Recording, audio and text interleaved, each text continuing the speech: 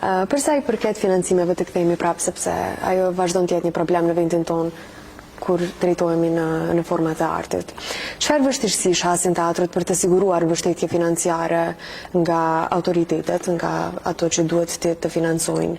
shfaqje teatrale? Kjo është një nga problemet thelbësore, apo më të mëdha që teatri ballafaqohet,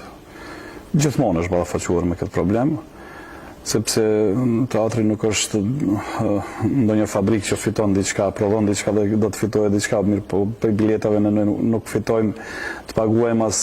dritat e ndriçimit, mirë po